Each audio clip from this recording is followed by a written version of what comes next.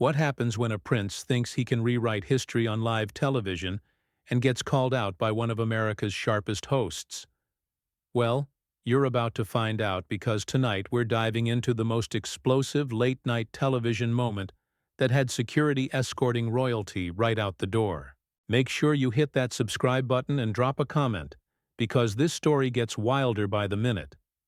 The Late Show with Stephen Colbert was supposed to be just another promotional stop for Prince Harry. His publicity team had arranged what they thought would be a softball interview, the kind where celebrities get to share heartwarming anecdotes and plug their latest projects. But Stephen Colbert isn't known for throwing softballs, and Prince Harry walked into that studio completely unprepared for what was coming. The trouble started before the cameras even rolled. According to multiple sources backstage, Prince Harry arrived with an entourage of handlers who immediately began making demands. They wanted to see the questions in advance. They wanted certain topics declared off-limits, and they insisted on having the right to stop the interview at any point if things went in a direction they didn't like. Stephen Colbert's team politely but firmly declined every single request. This is The Late Show, not a royal press conference, and Colbert has built his reputation on asking the questions that other hosts won't ask. When Prince Harry's people threatened to walk, Colbert's response was simple: "Go ahead." But Prince Harry decided to stay, and that decision would prove to be a massive mistake. The interview began cordially enough. Colbert opened with his usual wit, making light jokes about the weather and asking Harry how he was enjoying New York. But even in these opening moments, there were signs of what was to come. Prince Harry's responses were stiff, almost rehearsed, and he kept glancing toward his handlers in the wings as if seeking approval for every word. "So, Harry," Colbert said, leaning back in his chair with that trademark grin, "let's talk about your book. You've made some pretty serious accusations against your family. Tell me, when you were writing those chapters about your father and your stepmother, did you ever stop to think about how your words might affect them personally?" The question hung in the air for a moment. This wasn't the gentle setup Prince Harry had been expecting. His media training kicked in, and he launched into what sounded like a prepared response about speaking his truth and the importance of transparency. "Well, Stephen, I think it's important for people to understand that everything I wrote came from a place of love. I wanted to share my story, my truth, because I believe that authenticity is what people are looking for these days. My family has always been very private, but I felt it was time to pull back the curtain and show people what life is really like behind palace walls." Colbert nodded along, but his expression suggested he wasn't buying it. "That's interesting, Harry, because when I read your book, it didn't feel like love. It felt like revenge. You essentially accused your stepmother of leaking stories to the press for her own benefit, and you painted your father as someone who chose his new wife over his own son. That doesn't sound like love to me. That sounds like settling scores, Prince." Harry's composure began to crack just slightly. His jaw tightened, and he shifted in his chair. "I think you're mischaracterizing what I wrote, Stephen. I was very careful to present things as I experienced them, not as absolute truth. These were my perceptions, my feelings about situations that deeply affected me."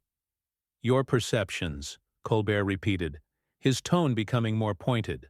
"So when you wrote about private conversations with your father, conversations that you recorded without his knowledge according to your own book, you were just sharing perceptions?" The audience was completely silent now. This wasn't the light-hearted celebrity chat they had expected. Prince Harry's face flushed red, and for the first time he looked genuinely angry. "I never said I recorded conversations with my father. That's completely false, and I don't appreciate you putting words in my mouth on national television." Colbert didn't back down. If anything, he leaned forward, sensing blood in the water. "Actually, Harry, on page 237 of your book, you specifically mention having audio recordings of conversations with family members that you used to verify quotes. Were you lying in your book, or are you lying to me right now?" The confrontation was escalating rapidly. Prince Harry's handlers in the wings were making frantic gestures, but their client was too caught up in the moment to notice. His royally training, his media coaching, all of it was failing him under the bright lights and relentless questioning. "I think you're deliberately twisting my words to create drama for your show," Prince Harry snapped. "This is exactly the kind of manipulative media behavior that drove my mother to her death, and I won't sit here and be ambushed by someone who clearly has an agenda." The mention of Princess Diana brought an audible gasp from the audience, but Colbert didn't flinch. This was the moment he had been building toward, and he wasn't about to let it slip away. "That's a serious accusation, Harry. You're saying that asking you to clarify contradictions in your own book is somehow responsible for your mother's death? That's quite a leap, even for someone who's made a career out of playing the victim." The words hit Prince Harry like a physical blow. His face went from red to white in an instant, and his hands gripped the arms of his chair so tightly his knuckles turned pale. The studio audience was completely silent, sensing that they were witnessing something unprecedented. "How dare you?" Prince Harry said, his voice low and dangerous. "How dare you sit there and mock my mother's death for entertainment? You have no idea what my family has been through, what I've been through. You're nothing but a talk show host, desperate for ratings, and you'll say anything to get them." Colbert's response was measured but devastating. "Harry, I'm not mocking your mother's death. I'm questioning your decision to use it as a shield every time someone asks you a difficult question. Your mother was a remarkable woman who did incredible work for charity and humanitarian causes. What have you done besides write a tell-all book and complain about your family on television?" The question landed like a bomb. Prince Harry shot to his feet, his chair rolling backward across the stage. His carefully maintained royal composure was completely gone now, replaced by raw, unfiltered rage. The studio fell into an eerie silence as Prince Harry stood there trembling with rage, his royal mask completely shattered. Colbert remained seated, calm as ever, but his eyes never left his guest. The cameras kept rolling, capturing every second of what was quickly becoming the most uncomfortable moment in late-night television history. "You want to know what I've done?" Prince Harry's voice was shaking now, barely controlled fury spilling out with every word. "I've sacrificed everything.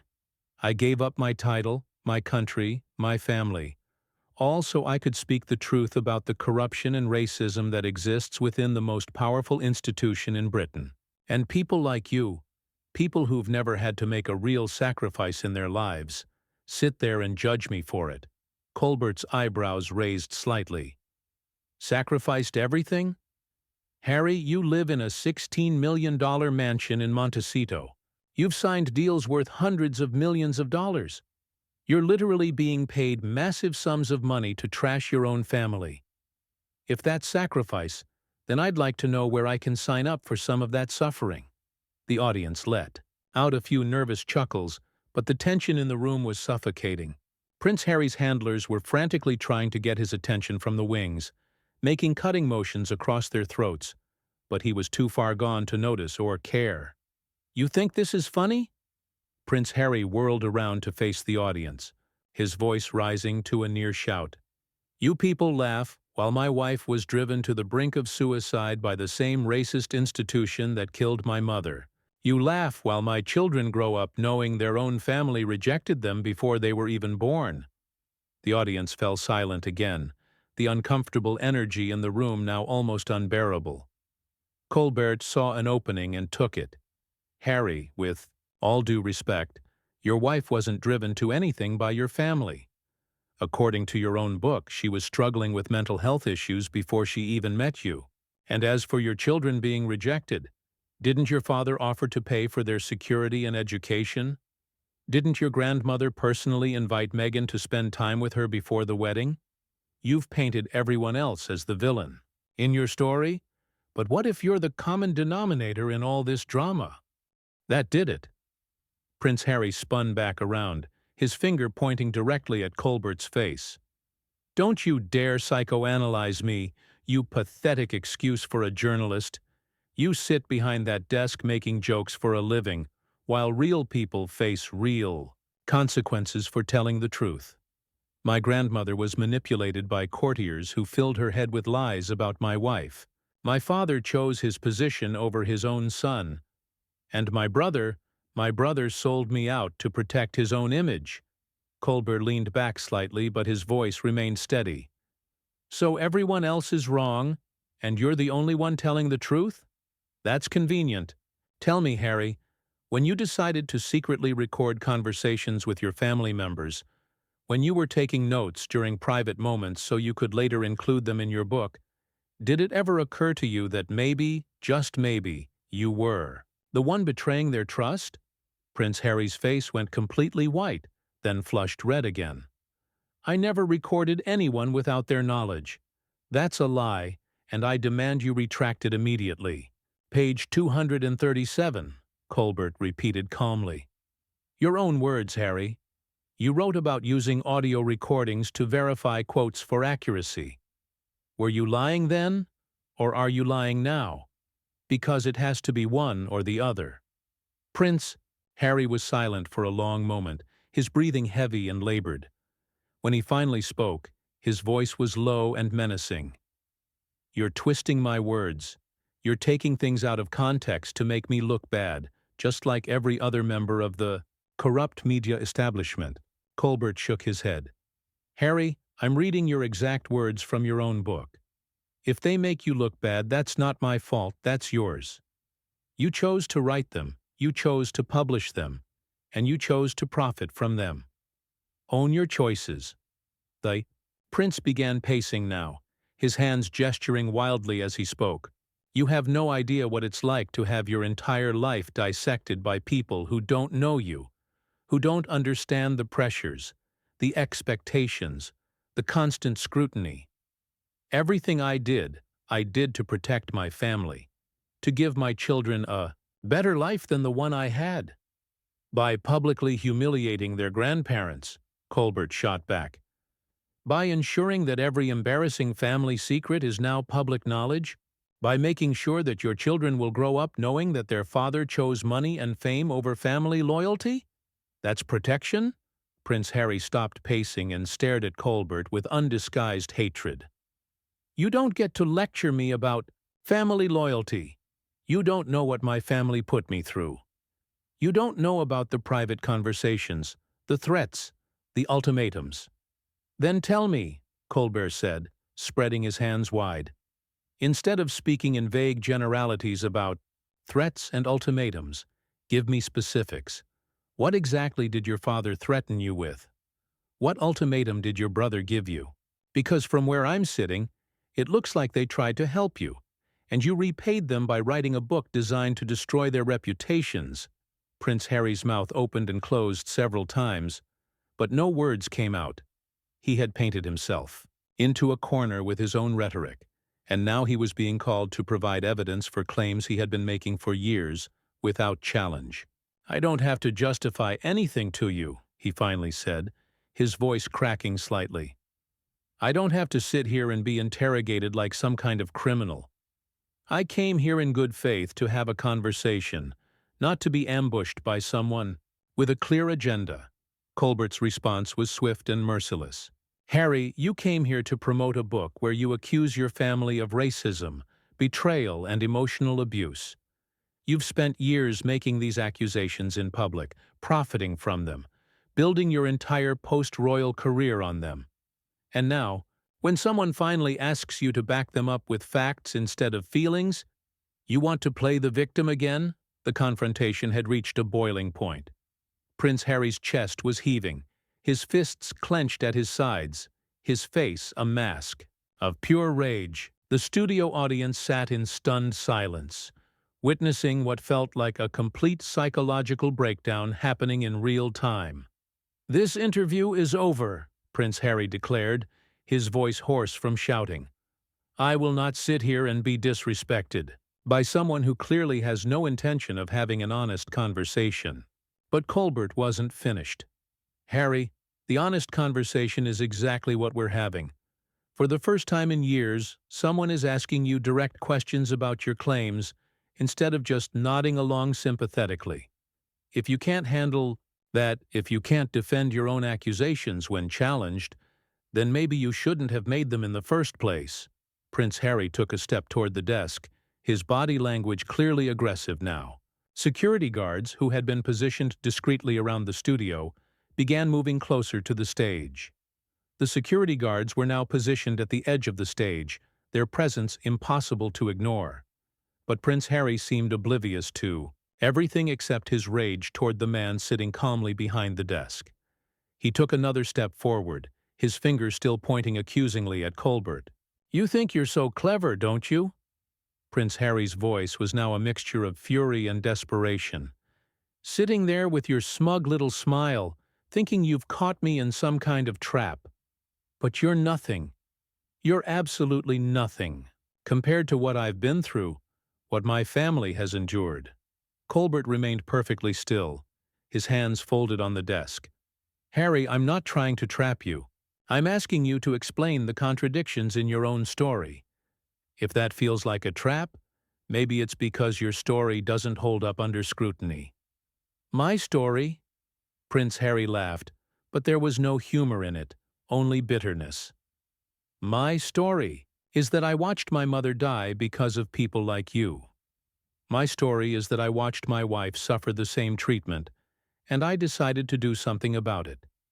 My story is that I chose love over duty, and I'm being punished for it every single day." "No, Harry," Colbert said quietly. "Your story is that you've made millions of dollars by publicly attacking people who can't fight back. Your story is that you've turned personal family disputes into a global media circus. Your story is that you've damaged relationships that can never be repaired, all for money and attention." The words hit Prince Harry like physical blows. His face contorted with rage, and he slammed his fist down on Colbert's desk with such force that the coffee mug sitting there jumped and rattled. "How dare you!" he screamed, spittle flying from his mouth. "How dare you reduce everything I've been through to money and attention?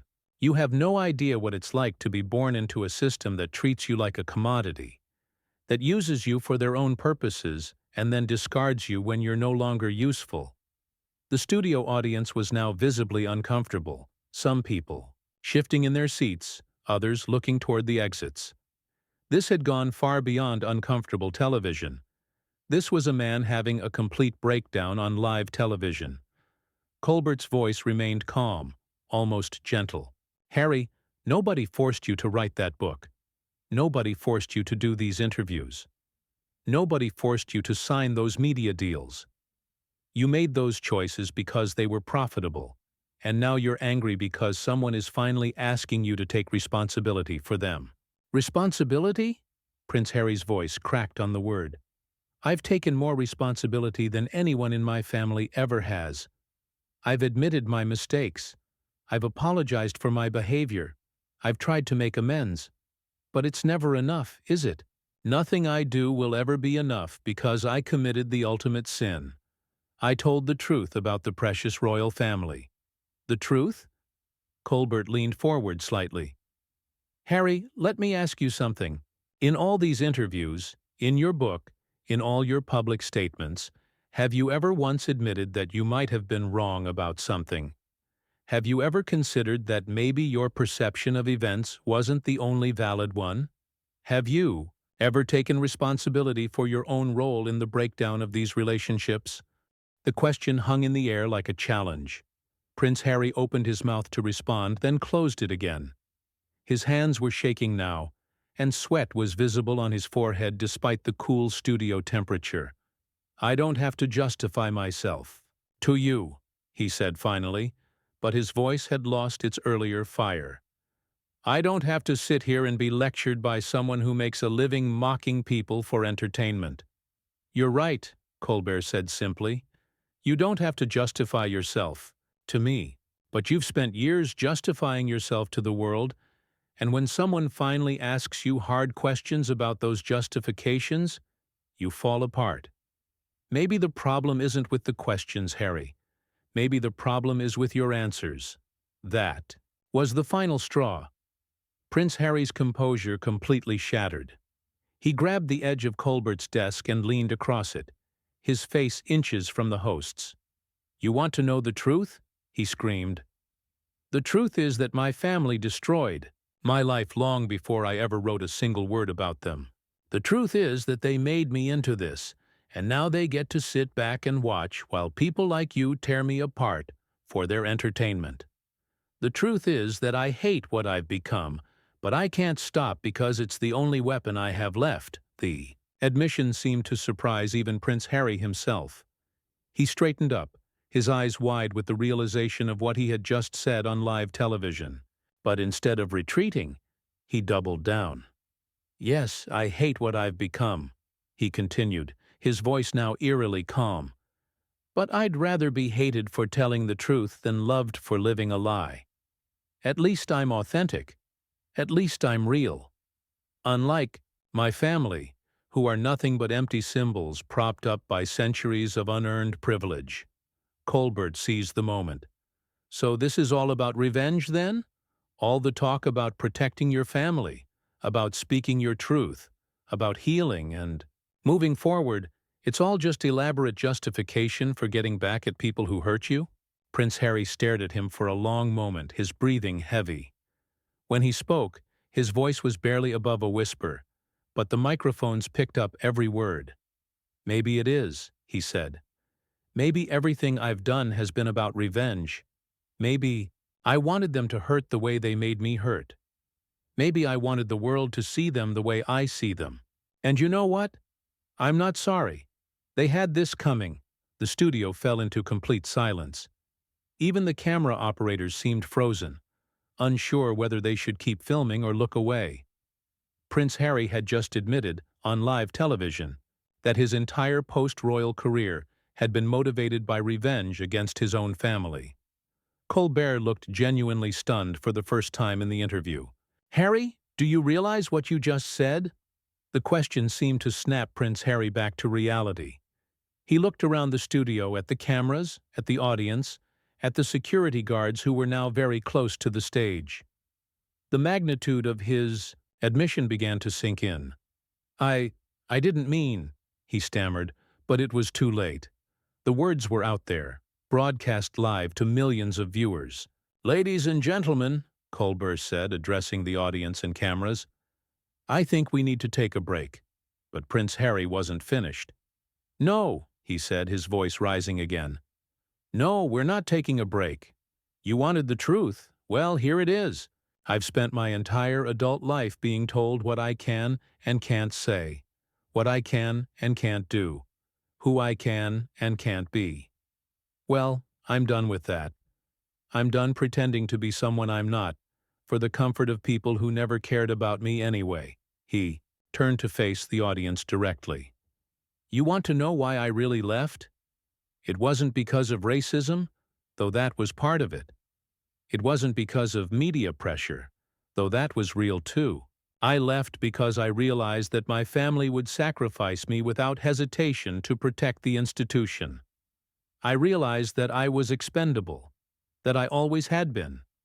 The security guards were now moving toward the stage, but Prince Harry didn't seem to notice or care. He was completely lost in his own narrative now, years of suppressed rage pouring out in a torrent of words. "So yes, I wanted revenge. Yes, I wanted them to suffer. Yes, I wanted the world to see what they really are. And I got it. I got all of it. But you know what the funny thing is? It didn't make me feel better. It didn't heal anything. It just made me into someone I don't recognize, someone I don't like." "Sir," one of the security guards said, stepping onto the stage, "we need you to come with us." Prince Harry looked at the guard as if seeing him for the first time. "What?" "The interview is over, sir.